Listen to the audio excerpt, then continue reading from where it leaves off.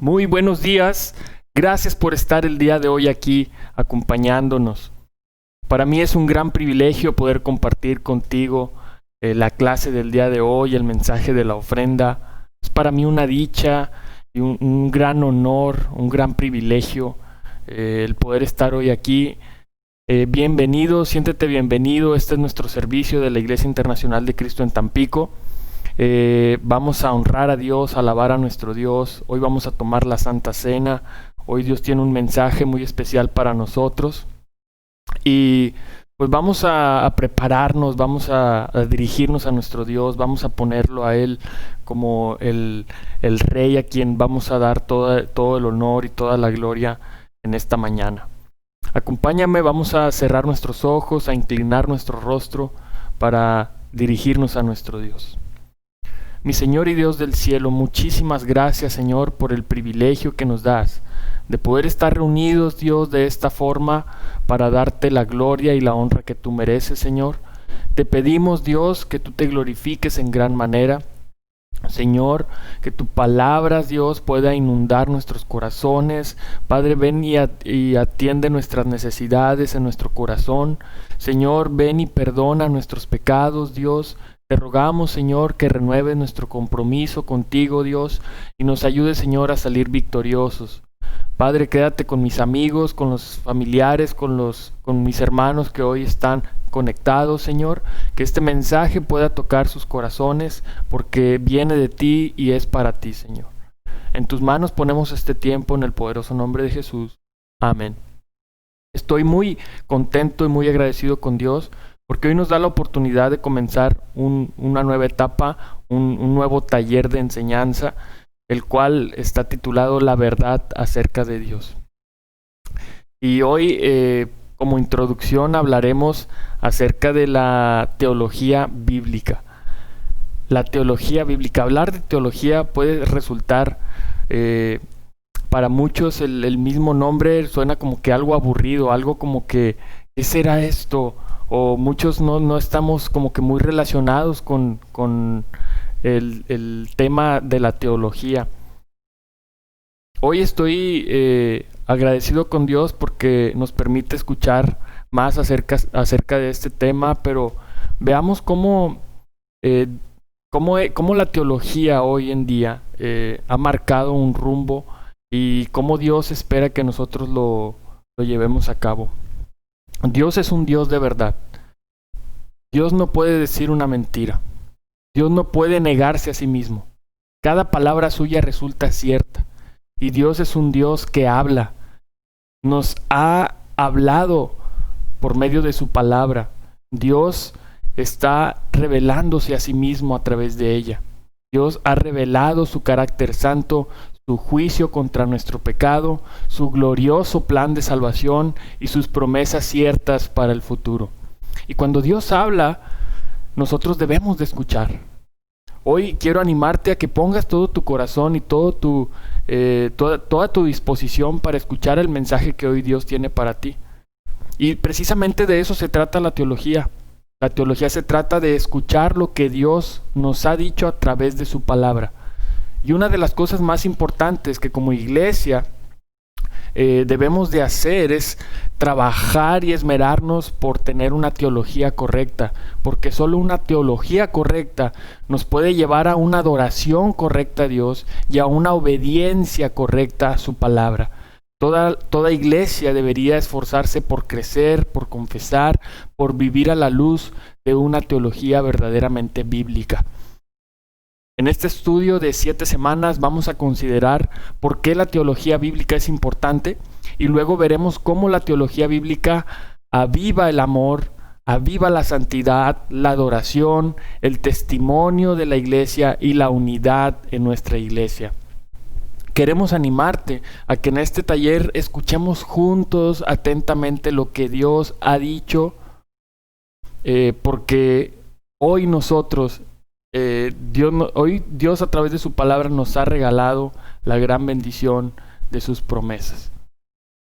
¿Qué crees que significan estas palabras? Primera de Juan 3, versículo 2.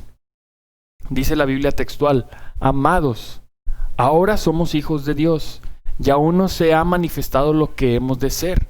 Pero sabemos que cuando Él se manifieste, seremos semejantes a Él, porque lo veremos tal como Él es. Si leemos con cuidado todo el relato bíblico que se presenta en la primera carta de Juan en el capítulo 3, probablemente sabríamos que estas palabras indican o significan que al final de los tiempos la iglesia reflejará puramente el carácter amante y santo de Dios, totalmente apartado de la influencia distorsionadora del pecado. Sin embargo, en muchos lugares en los que no se toma en cuenta todo el contexto, escucharás que las palabras seremos semejantes a Él significan que todos nosotros nos convertiremos en dioses en el día final. Entonces, ¿cuál es la diferencia entre estas dos interpretaciones? Que una está informada por la teología bíblica, la otra no. En la última década, en la iglesia, y gracias a la gracia de Dios y al favor de Dios, hemos aprendido que la predicación expositiva es esencial para la salud de la iglesia. Pero te has de preguntar, ¿qué es la predicación expositiva? Te puse aquí dos significados de dos autores que nos dicen lo siguiente. Dice, no importa cuán extensa sea la porción a explicarse, es decir, una porción bíblica, si se maneja de tal forma que se aclare el significado real y esencial, tal como existió en la mente del escritor bíblico particular, es decir, qué es lo que estaba el autor queriendo transmitir, en este caso Juan, a la iglesia del primer siglo, así como existe a la luz del contexto general de la escritura y aplique a las necesidades actuales de aquellos que lo escuchan, podría verdaderamente decirse que esa es la predicación expositiva, es decir, cómo nosotros aplicamos eso que la Biblia nos está diciendo, eso que el autor quiso decir en su tiempo, pero cómo hoy encontramos aplicación fidedigna para nuestro tiempo el día de hoy. Dice otro significado. Dice, la predicación expositiva es la presentación de la verdad bíblica, derivada de y transmitida a través de un estudio bíblico como histórico, gramático y guiado por el Espíritu de un pasaje en su contexto. O sea, no podemos sacar un solo versículo de todo un párrafo y de todo un contexto, de toda una carta y de toda la Biblia para nosotros querer interpretarlo de la forma en que nosotros queramos. No, esto tiene que darle un significado a esas palabras que estamos queriendo estudiar. Dice, el cual el Espíritu Santo aplica primeramente a la vida del predicador y luego mediante éste a su congregación. Entonces, nuestras iglesias no solo deberían estar interesadas en cómo se nos enseña, sino también en qué se nos enseña. Esta es la razón por la que una de las características de una iglesia sana es tener una teología bíblica sana o una teología que sea bíblica.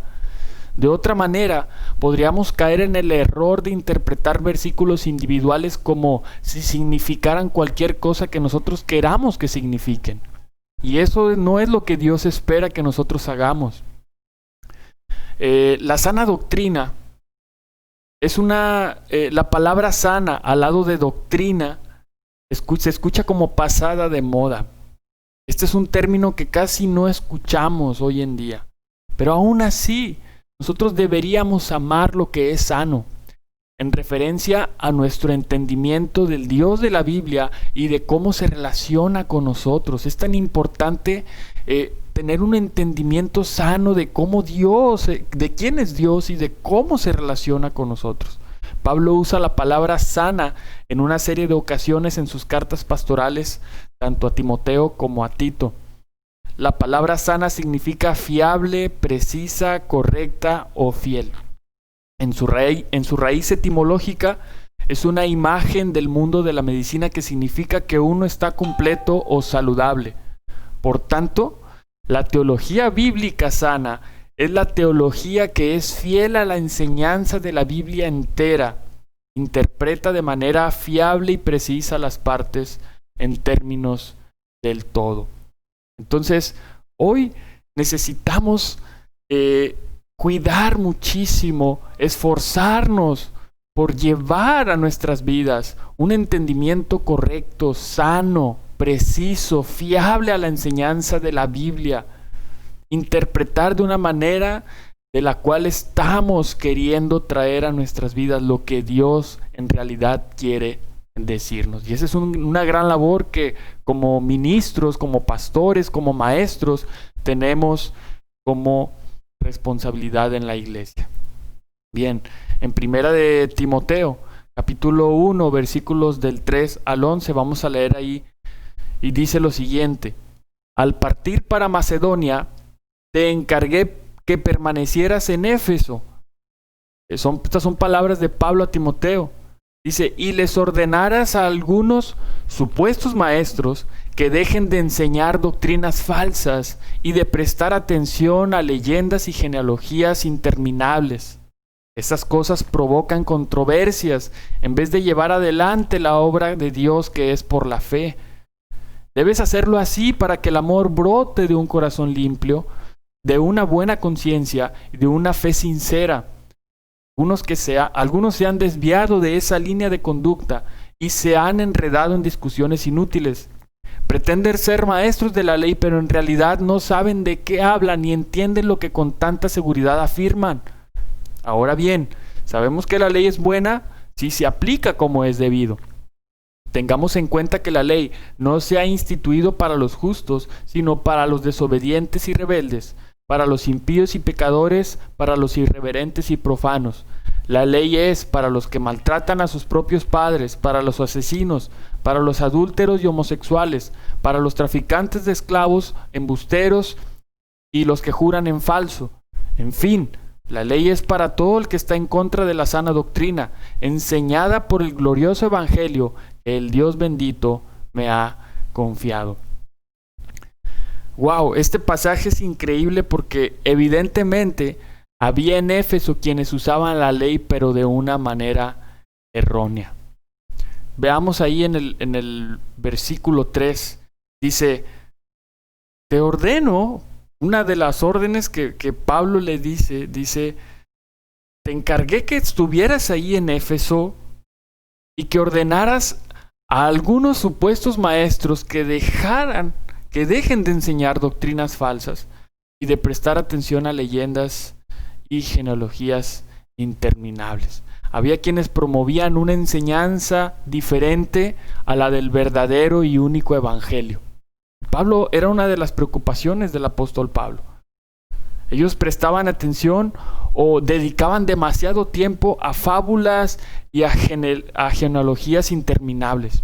Pablo aquí se refiere a esos rabinos de todos los tiempos que se habían entregado para hallar las más extrañas interpretaciones de los más mínimos detalles de los pasajes de la Biblia, con la consecuencia lamentable de perder el núcleo de la palabra de Dios por darle más importancia a esas ficciones de la fantasía. Pablo, que era un erudito y que fue un maestro de la ley, sin duda sabía bastante acerca de este tema, y él asegura que tales fábulas y que tales genealogías interminables solo acarrean disputas, solo traen problemas en lugar de dar instrucción en la fe que fuera provechosa para la salvación. Esto solamente estaba robando la mente y el corazón de los discípulos de donde en realidad debería de estar. Se estaban desviando del núcleo de la palabra de Dios, que es la salvación, para darle más importancia a estas cosas. Y por eso Pablo le deja este encargo a Timoteo. En el versículo 5, Pablo aclara el objetivo del por qué tenía que ordenarles a estos supuestos maestros que dejaran de enseñar esas doctrinas falsas. y que en lugar de dedicar el tiempo a esas cosas inútiles o a esas especulaciones y a todos esos mitos sin base real, más bien que ellos cumplieran por medio del amor todo lo que tiene que ver con la vida práctica y la realidad de cada día. En realidad esas cosas no tenían relevancia. Lo que sí tiene relevancia es la venida de Cristo y que hoy nosotros necesitamos prepararnos para la salvación. Así que para que el amor brotara y pasara a ser legítimo, esto tenía 3 condiciones. Vemos ahí en el versículo 5, dice, había de nacer de un corazón limpio. Un corazón regenerado por la gracia de Dios y por el poder del Espíritu en la recepción del mensaje de la salvación. A eso se refiere con un corazón limpio, alguien que haya sido redimido, regenerado por la gracia de Dios, lleno del Espíritu Santo. Mientras el corazón está sucio, hermanos, mientras tenemos un corazón negro, oscuro, nuestra mente no puede ver con claridad. Y por eso, para que el amor brotara y pasara a ser legítimo, una condición tan importante es que nuestro corazón debía estar limpio, lleno y regenerado del Espíritu de nuestro Dios. Y cuando no hay un corazón limpio, surge también una buena conciencia. Esta era una de las 3 condiciones que Pablo dice para que el amor brotara de una forma increíble. Dice, una conciencia buena que juzga imparcialmente las acciones propias y ajenas y por tanto permite que el sujeto quede convicto de pecado y al percatarse de su lamentable situación se sienta ansioso de recibir la oferta de la salvación que le brinda la predicación del Evangelio. Esto es, cuando nosotros estamos llenos de una conciencia limpia, cuando no hay nada que estorbe a nuestros pensamientos para honrar a nuestro Dios de una forma pura y justa, eso de cierta manera viene a juzgar a otras personas porque ven en nuestras vidas un resultado o una vida diferente, una vida llena de Dios. Es evidente la vida de una persona cuando tiene una conciencia limpia en su corazón. Entonces, esa es una gran manera de predicación. Eso le trae una oferta de salvación a esa persona, de la cual solamente viene por medio del Evangelio. ¿Qué también dice Pablo? Una fe no fingida. Otra versión dice sin hipocresía. Así que solamente cuando la fe es sincera, también es auténtica nuestra entrega a nuestro Dios, nuestra entrega a sus enseñanzas, nuestra entrega a sus preceptos. Dice un comentarista, la fe sincera acepta plenamente el contenido de la doctrina y la pone en práctica sin reservas. No hay nada en nuestro corazón, no hay nada en nuestros pensamientos que estorben cuando nosotros tenemos una fe sincera y al contenido de la doctrina de la salvación la ponemos en práctica sin que nada de esto estorbe. Entonces, estas 3 virtudes obviamente le hacían falta a esos maestros, pues dice que algunos se habían desviado, dice el versículo 7, algunos se habían desviado de esa línea de conducta y se habían enredado en discusiones inútiles. Versículo 7 dice, pretenden ser maestros de la ley, pero en realidad no saben de qué hablan ni entienden lo que con tanta seguridad afirman. Vemos aquí que esos falsos maestros de la ley se habían desviado de esas 3 virtudes mencionadas, que son como raíces del amor cristiano. Y una vez que esos maestros se desviaron y comenzaron a carecer de un corazón limpio, de una buena conciencia y de una fe sincera, perdieron el objetivo principal, que era el amor genuino, y se enredaron en discusiones inútiles. Pretendían ser maestros de la ley, pero en realidad no sabían de qué hablaban ni entendían lo que con tanta seguridad afirmaban. Así que hoy quienes aspiramos a un cargo o algún rol de liderazgo dentro de la iglesia. Y como cristianos, como discípulos, estamos llamados, hermanos, a tener un corazón limpio, a tener una buena conciencia, a tener una fe sincera, porque podemos perder el rumbo del cual Dios nos ha llamado, al amor genuino, y podemos enredarnos en todas esas discusiones inútiles.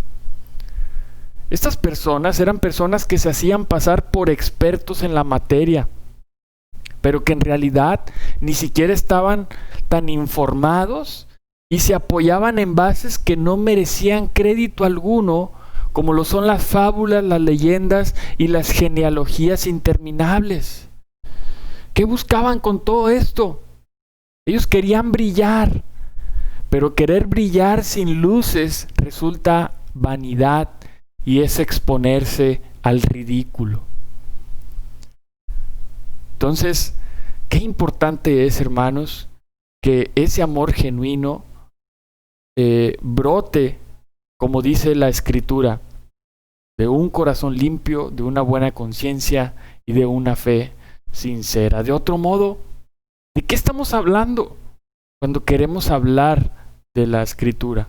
Cuando queremos hablar de la palabra de Dios, si no es del amor genuino y de la salvación, si no es de tener un corazón sincero, si no es de tener una conciencia limpia delante de Dios, si no es tener una fe sincera, apartados de la hipocresía.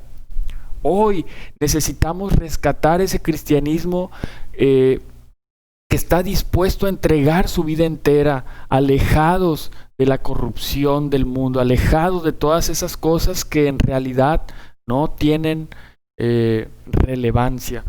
En el versículo 8, Pablo declara que la ley es buena y pone una condición, dice, si uno la usa como es debido.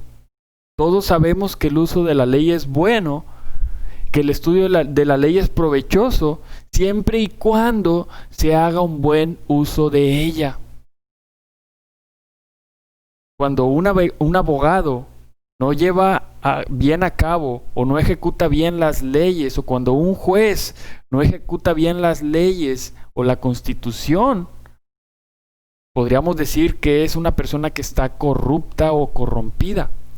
Y hoy nosotros como cristianos tenemos en nuestras manos una gran responsabilidad de aplicar la Escritura como es debida. De lo contrario estaríamos corrompidos. Pablo intentaba imprimir bien en la mente de Timoteo que esos individuos que se extravían del verdadero objetivo no hacen mal por querer ser maestros de la ley. Su equivocación está en entretenerse en esas utilidades y en interpretaciones alegóricas de la ley que son meramente producto de una fantasía. Hoy en día muchas personas buscan desde cualquier perspectiva desacreditar la palabra de Dios, pero se desvían de su verdadero propósito en lugar de enfocarse en el beneficio y en lo que conlleva una vida de obediencia y sumisión a su palabra.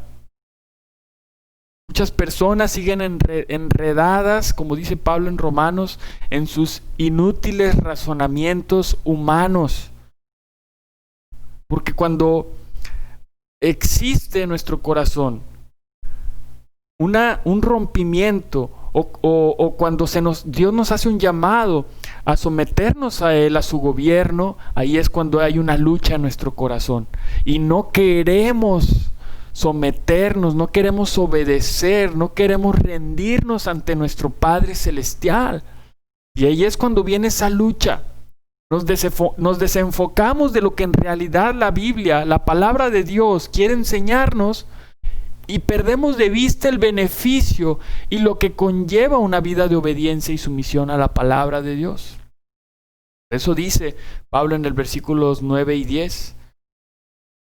Y comienza a explicar en qué sentido la ley es buena en el presente contexto. Dice, la ley no se ha instituido para los justos. ¿Qué es lo que quiere decir Pablo aquí? Lo que intenta Pablo decir aquí es que la ley, al haber sido puesta para frenar las transgresiones, ya no tiene nada en contra del justo quien no transgrede, sino en contra de los transgresores. Lo podemos ver claramente En Gálatas 3, versículo 19, dice: entonces, ¿cuál era el propósito de la ley? Fue añadida por causa de las transgresiones hasta que viniera la descendencia a la cual se hizo la promesa. ¿Cuál es el propósito de la ley?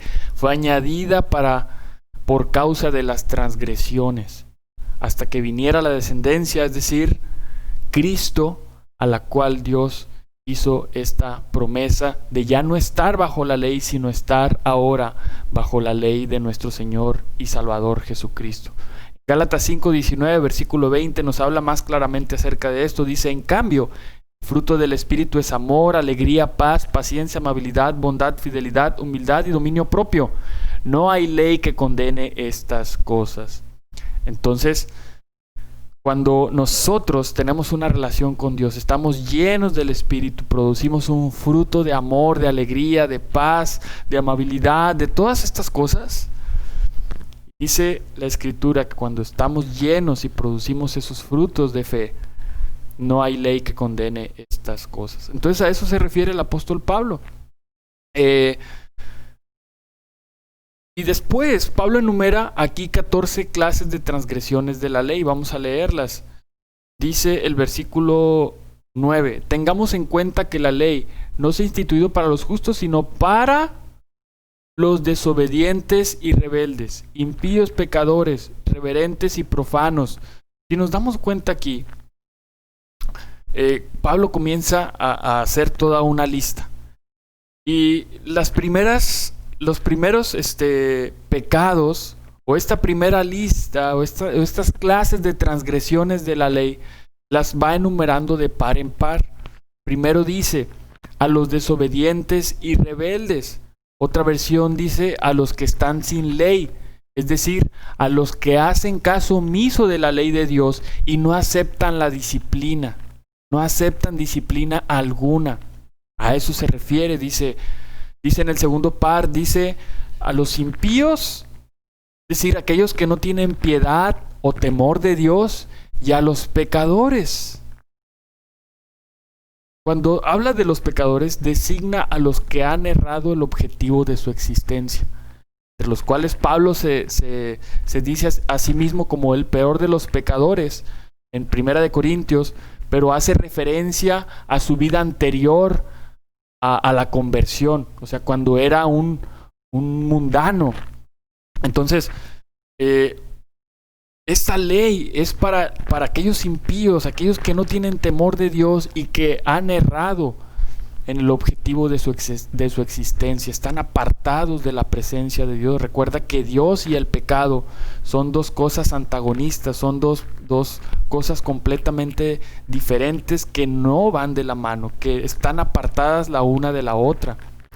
Entonces esa ley es para eso. Dicen el tercer par que menciona Pablo, dice los irreverentes y profanos. Irreverentes también traducido como irreligiosos, es decir, todo lo contrario a los santos de la iglesia, en el sentido de devotos, personas que están completamente divorciadas con la vida cristiana.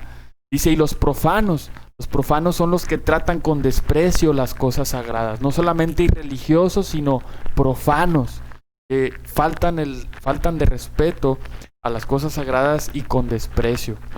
El cuarto par que menciona dice: a los que maltratan a sus propios padres.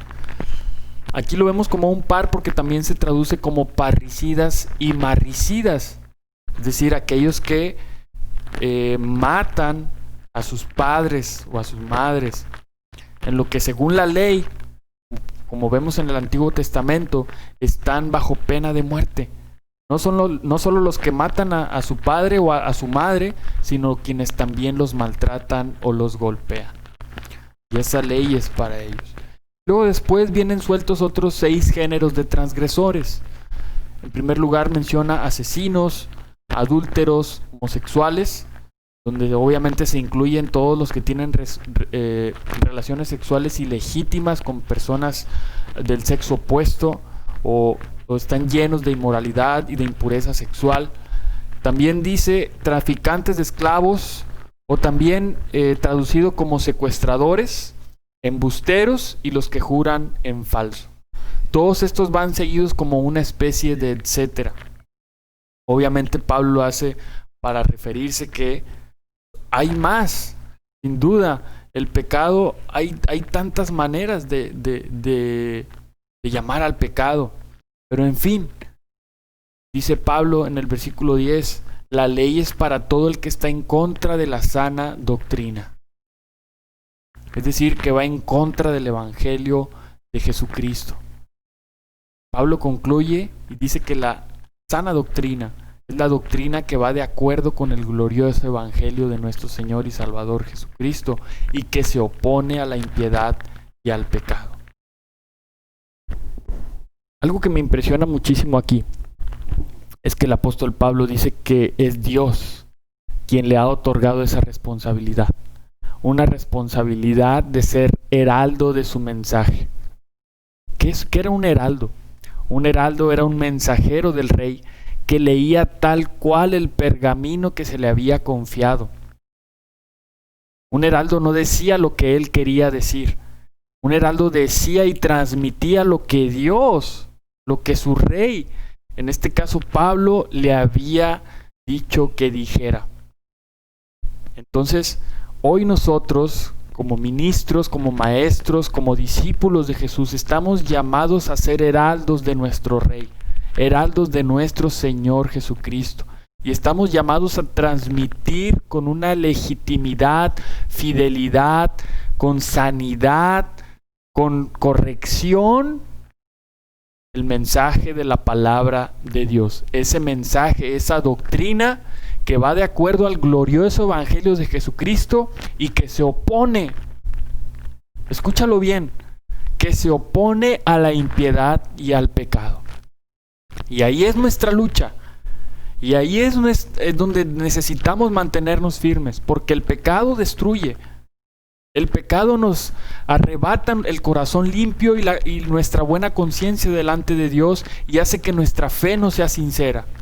Así que hoy, hermanos, estamos llamados a luchar y esforzarnos por la sana doctrina que es la verdad acerca de Dios. Y así es como se titula nuestro taller, la verdad acerca de Dios. Es la verdad la que siempre necesitamos predicarnos y esforzarnos por crecer en sabiduría para transmitirla tal cual Dios espera que nosotros la hagamos. Vamos a pasar a 1 de Timoteo capítulo 6 versículo 3. Y dice Pablo lo siguiente: si alguien enseña falsas doctrinas, apartándose de la sana enseñanza de nuestro Señor Jesucristo y de la doctrina que se ciñe a la verdadera religión, es un obstinado que nada entiende. Ese tal padece del afán enfermizo de provocar discusiones inútiles que generan envidias, discordias, insultos, suspicacias y altercados entre personas de mente depravada, carentes de la verdad. Este es de los que piensan que la religión es un medio de obtener ganancias. ¡Wow!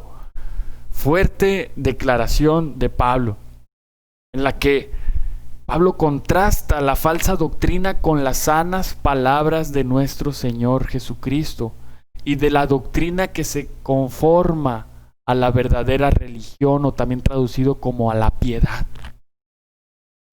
He escuchado a mucha gente decir que cualquier religión te lleva a Dios, pero la verdadera religión solamente hay una, la vida piadosa, la que va de acuerdo con la enseñanza de nuestro Señor y Salvador Jesucristo. Pregúntate,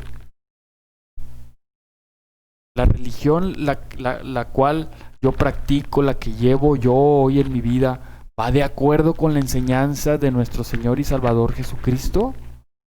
¿Es Jesucristo tu Señor y tu Salvador? ¿O hacia dónde te lleva esa religión? No te está llevando a Dios, porque Dios ha enviado a su Salvador como medio para que nosotros podamos estar en su presencia.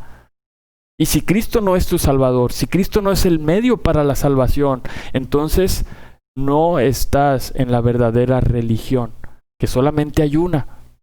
No estás de acuerdo con la enseñanza de nuestro Señor y Salvador Jesucristo.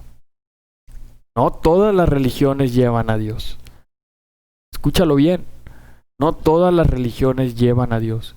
Puede que tú adores a un Dios distinto, puede que tú adores a otras cosas, puede que tú realices otras prácticas o algunas otras tradiciones, pero en realidad lo que Dios está diciendo aquí a través del apóstol Pablo es que necesitamos alejarnos de esas falsas doctrinas que se apartan de la enseñanza de nuestro Señor y Salvador Jesucristo. Toda doctrina que se aparta de ello es evidente. ¿Por qué? Porque comienza a decir todas estas cosas de las cuales padecen, de las cuales son evidentes en la vida de una persona que está en falsedad o en una mentira, o que vive en una mentira.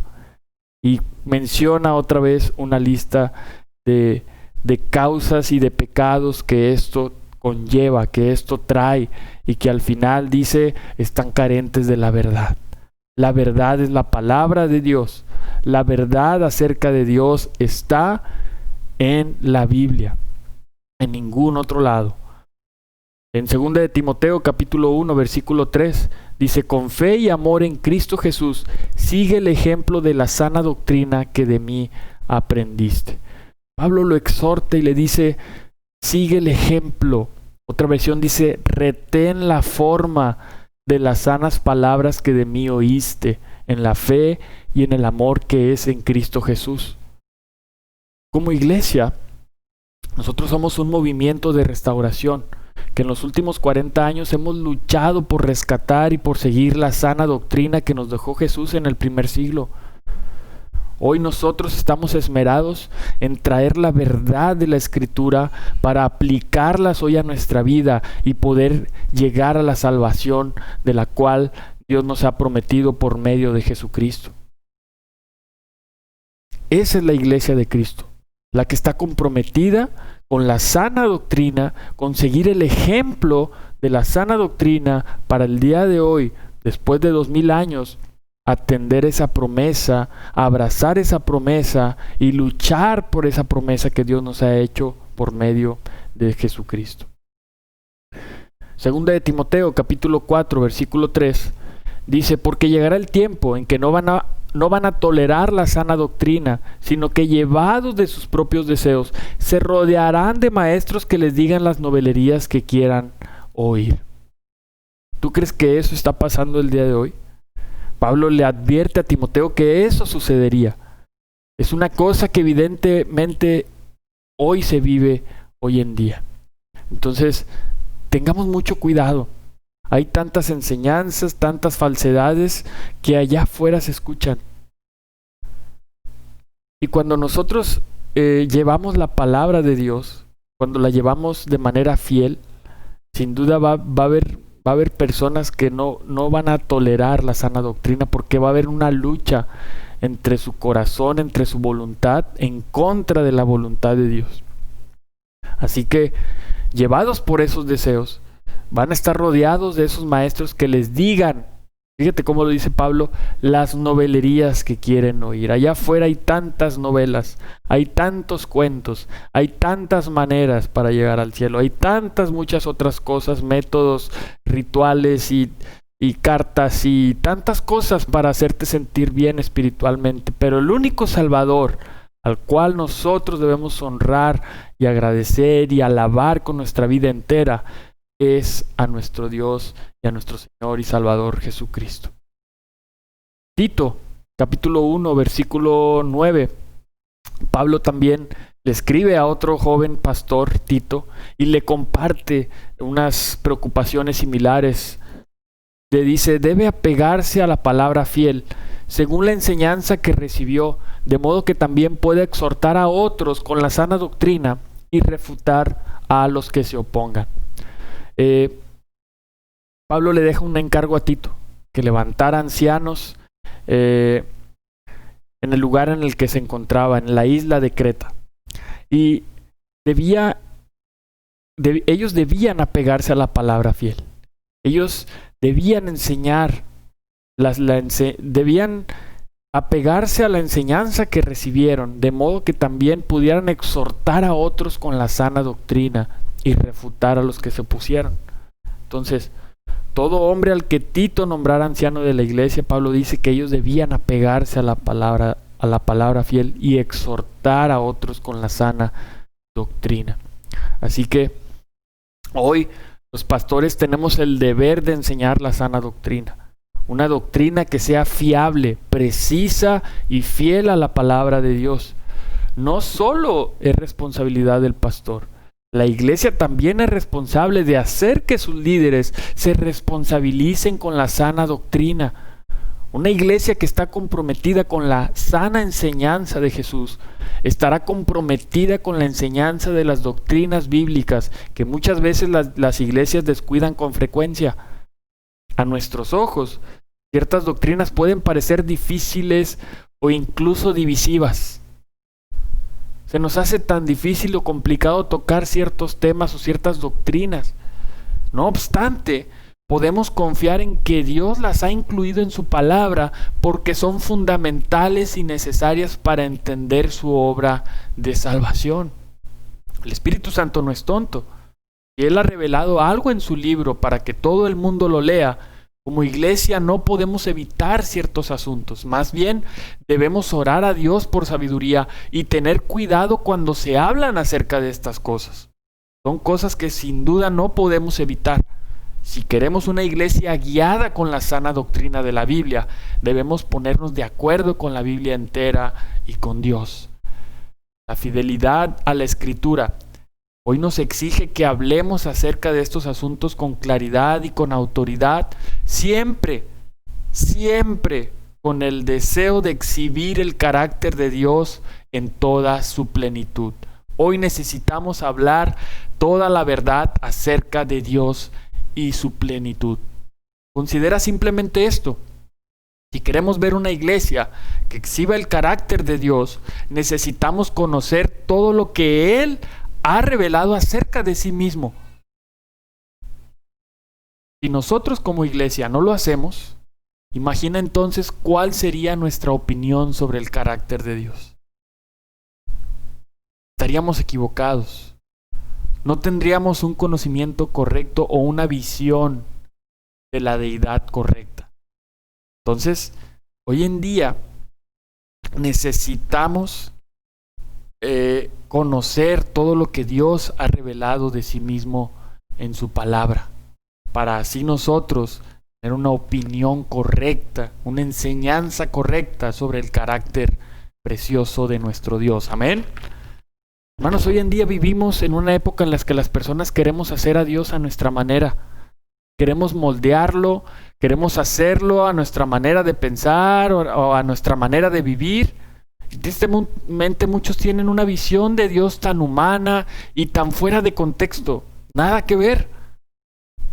Hermanos, la mejor manera de conocer a Dios verdaderamente es por medio de lo que Dios dice de sí mismo. Amigo que hoy nos acompañas, la manera en la que tú puedes conocer a Dios verdaderamente es a través de su palabra, porque ahí tú vas a encontrar lo que Dios dice de sí mismo, no lo que piensa fulanito, no lo que piensa manganito, no es lo que yo creo, sino lo que Dios dice de sí mismo. Ese es el carácter al cual te queremos invitar a conocer el día de hoy a través de la Escritura. Permítenos estudiar la Biblia contigo. Permítenos y danos el tiempo de poder enseñarte la verdad acerca de Dios.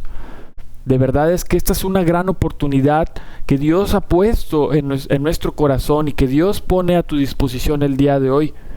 En los comentarios puedes encontrar la manera en cómo puedes conocer la iglesia, cómo puedes contactarte con nosotros, ya sea por medio de mensajes, por medio de llamada, por medio de correo electrónico, a través de nuestra página web, a través de Facebook, etcétera. Hoy Dios ha dispuesto tantos medios para que nosotros podamos involucrarnos en tu vida y enseñarte la verdad acerca de Dios. En la época en la que vivimos, hermanos, como iglesia, debemos preocuparnos por orar para que nuestros líderes, para que los líderes tengamos una comprensión bíblica de la soberanía de Dios. Debemos orar para que como líderes permanezcamos completamente comprometidos con la sana doctrina en su gloria plena y bíblica. Una iglesia sana se caracteriza por la predicación expositiva y por una teología correcta que es bíblica. Así que este es el mensaje que hoy quería compartir contigo el día de hoy. Oremos muchísimo para siempre darle honra y gloria a nuestro Dios a través de lo que hablamos y predicamos a las personas. De cómo hoy estamos nutriendo a la iglesia, porque esa es la manera en cómo nosotros estamos yendo hacia Dios. O al contrario, nos estamos desviando de la palabra de Dios. Hoy nuestro objetivo es poder llegar al cielo. Y la mejor manera de hacerlo es tener una interpretación correcta, un estudio correcto de la Biblia, una teología bíblica correcta y una predicación expositiva correcta. Así que esta es la introducción de nuestro taller. Vamos a hacer una oración, vamos a poner en manos de Dios este tiempo, vamos a tomar la Santa Cena, orando mucho a Dios para que perdone nuestras iniquidades, perdone nuestros pecados y renueve nuestro compromiso con Él. Así que vamos a cerrar nuestros ojos y vamos a pedir a Dios por el pan y el jugo de uva. Acompáñame. Señor y Dios del cielo, muchísimas gracias por este tiempo en el cual nos permites aprender más acerca de tu palabra. Hoy nos enseñas la importancia de tener un estudio bíblico correcto. Porque, Señor, así es como te conocemos a ti verdaderamente. Muéstranos, Señor, tu verdad. Ayúdanos, Dios, a esforzarnos cada día, a levantarnos con el propósito de conocerte cada día más y a ser más como tú esperas que nosotros seamos, Dios. Padre, ayúdanos a mantenernos fieles a ti. Ayúdanos a mantenernos en una enseñanza fiel a ti, en una enseñanza sana y correcta. Señor, porque de ahí depende nuestra salvación. Hoy queremos estar a tu lado, Dios. Has prometido la vida eterna en nuestras vidas. Ayúdanos, Señor, a poder esforzarnos, Dios, a poder seguir creciendo, Señor, en santidad y en sabiduría, para llegar, Señor, ante ti, como dice Juan, puros, irreprochables, con la esperanza de poder estar ante ti, Señor, sin ningún pecado. Dios, te pedimos que bendigas el pan, el jugo de uva, que representan el cuerpo y la sangre de Jesús en la cruz por el perdón de nuestros pecados. Padre, te oramos para que tú nos perdones y nos ayudes a renovar nuestro compromiso contigo, Señor. Señor, es en Jesús en quien te oramos y agradecemos todo. Amén. Amén. A continuación vamos a escuchar una canción, una alabanza de nuestros hermanos de la iglesia en Guadalajara, para que podamos cerrar nuestros ojos y reflexionar en el pan y en el jugo de uva.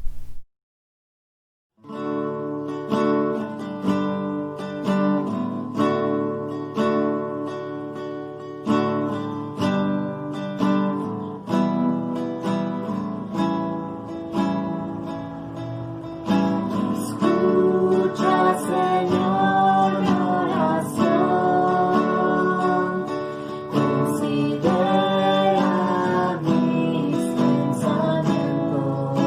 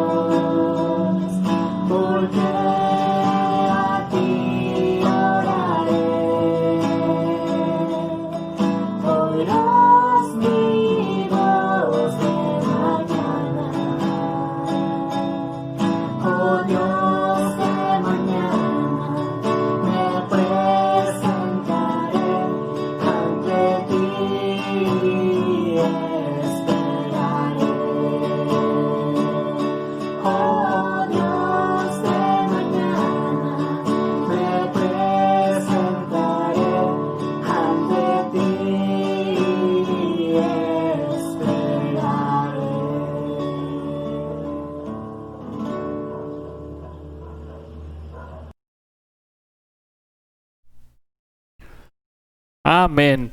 Amén. Pues vamos a continuar con nuestra reunión.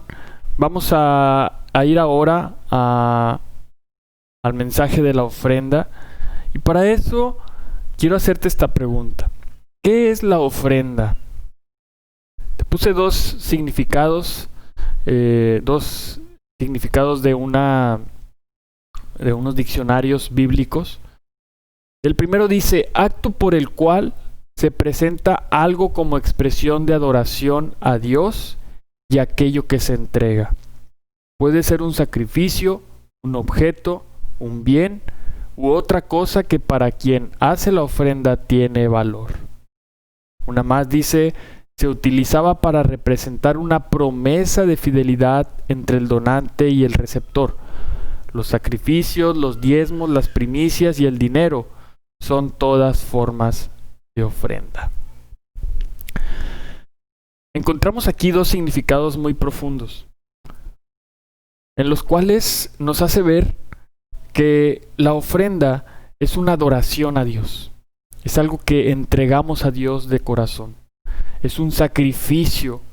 Es algo que implica de nuestra parte un bien material. El segundo significado me llama mucho la atención, dice porque representaba la ofrenda una promesa de fidelidad entre el donante y el receptor, es decir, entre nosotros y Dios. Hoy nosotros nos hemos comprometido con nuestro Dios de darle nuestra vida, de entregar lo mejor, no solamente a Él, sino también a su pueblo. Y fue precisamente algo que hicieron los corintios. Leemos en 2 de Corintios capítulo 8 versículo 5. Dice: y hasta hicieron más de lo que esperábamos, pues se ofrendaron a sí mismos, primero al Señor y luego a nosotros, conforme a la voluntad de Dios. Es increíble que Pablo había levantado una ofrenda y estaba sorprendido de que ellos hicieron más de lo que ellos esperaban. Dieron más. ¿Y qué era ese más? Dice: se ofrendaron a sí mismos. Su vida ahora era una ofrenda para Dios. Su vida ahora había sido entregada al ministerio de una forma tan impresionante. Dice: primero al Señor y luego nosotros, conforme a la voluntad de Dios. Es decir, es voluntad de Dios que nosotros los cristianos seamos una ofrenda viva. Hoy nosotros tenemos la responsabilidad y el compromiso con Dios de ofrendarnos a nosotros mismos como ofrenda al Señor, luego a la iglesia. Hoy, hermanos, necesitamos preguntarnos: ¿qué es lo que podemos ofrendar? Ya vimos qué es la ofrenda: sacrificio, algo que el donante está dispuesto a dar como promesa. Hoy podemos ofrendar nuestro tiempo, nuestro dinero, nuestros talentos, nuestras cosas, nuestra vida como tal. Lo hicieron los corintios. Pero hoy quisiera preguntarte: ¿qué has estado ofreciendo a Dios? ¿Cuál es tu ofrenda el día de hoy? ¿Qué le quieres ofrendar a Dios? Y por último, ¿qué vas a ofrendar el día de hoy? Así que te dejo con esta reflexión. Vamos a orar por la ofrenda para que Dios se glorifique y pueda llevar a buen término todo lo que ofrendemos el día de hoy. Amén. Señor y Dios del cielo, gracias porque hoy nos permites escuchar este mensaje. Señor, sin duda nos has beneficiado en gran manera al escuchar una gran predicación, al escuchar el mensaje, Señor, al tomar la Santa Cena. Señor, te alabamos, te bendecimos, pero también, Señor, te ofrendamos. Hoy queremos darte nuestro corazón, porque tú, Señor, has bendecido nuestras vidas, nos has rescatado de una vida sin sentido, nos has dado una vida nueva, nos has llenado de tu espíritu, nos has dado tu palabra, Dios, y hoy nos das la oportunidad de poder estar ante ti, ante tu presencia, Dios. Hoy queremos darte lo mejor de nuestra vida, queremos darte nuestros talentos, queremos darte nuestras vidas, queremos darte lo mejor de nosotros, Señor. Queremos entregarnos a nosotros mismos como una ofrenda a ti y también a la iglesia, Señor. Señor, te pedimos, Dios, que lleves a buen término nuestras ofrendas, que sean utilizadas de una forma sabia, Señor, y que podamos, Dios, ver avanzar el reino, que podamos seguir creciendo, Señor. Oramos para que tú estés en control de todo eso y tú te glorifiques en gran manera. Es en el poderoso nombre de Jesús en quien te oramos y agradecemos todo. Amén. Amén. Pues vamos a terminar el día de hoy nuestra reunión. Hermanos, estoy muy agradecido por el tiempo que hoy nos permite tener Dios en comunión y a través de este medio. Para mí es un gran privilegio poder llevar a cabo este servicio, y lo hago con mucho amor y con mucha devoción, sobre todo agradando a nuestro Dios en todo. Bien, pues vamos a terminar con los anuncios. El primero de ellos es que el miércoles tenemos nuestra serie de predicación. Comenzamos también el miércoles, estamos en una semana de estreno. Este taller de enseñanza que se llama Llevando Fruto. Y también pues puedes verla ya sea por medio de YouTube o por Facebook a las 8 de la noche. Miércoles a las 8 de la noche. Y las mujeres el martes de 7 a 8 de la mañana tienen su tiempo de devoción, de oración, de gratitud, de verse, de poder estar ahí en comunión entre mujeres. Martes a las 7 de la mañana, y los hombres de igual manera, pero los viernes a las 9 de la noche. Tuvimos un pequeño cambio de horario, va a ser los viernes a las 9 de la noche. Y el próximo domingo te invitamos, amigo, estás cordialmente invitado a nuestro servicio, a nuestra segunda clase de este taller, la verdad acerca de Dios. Como te decía en medio de la clase, la manera en la cual tú te puedes comunicar con nosotros es a través de chat, de mensaje, de llamada, de Facebook, etcétera. Déjanos tus datos, nosotros nos comunicamos contigo, estamos con la mejor disposición de llevarte el mensaje de salvación. Así que, pues por mi parte sería todo. Muchísimas gracias a los que hoy nos acompañan. Les mando un fuerte abrazo hasta donde quiera que se encuentren. Gracias por permitirnos entrar hasta la puerta de su hogar. Y estoy muy convencido de que Dios tiene grandes planes para nuestras vidas. Sigamos orando unos por otros, sigamos orando por la situación en la cual vivimos. Oremos y confiemos mucho y llenémonos de fe en estos tiempos difíciles. Que a Dios sea la gloria. Y muchas gracias a todos. Que Dios los bendiga.